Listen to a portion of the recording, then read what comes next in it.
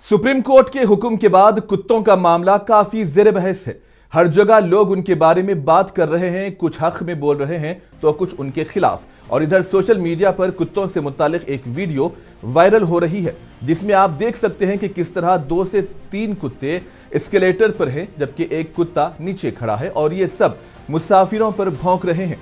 ये मंजर ना सिर्फ चौंकाने वाला है बल्कि खौफनाक भी है, क्योंकि ये कुत्ते किसी को भी काट सकते हैं। अब दावा यह किया जा रहा है कि यह मंजर दिल्ली के कश्मीरी गेट मेट्रो स्टेशन का है।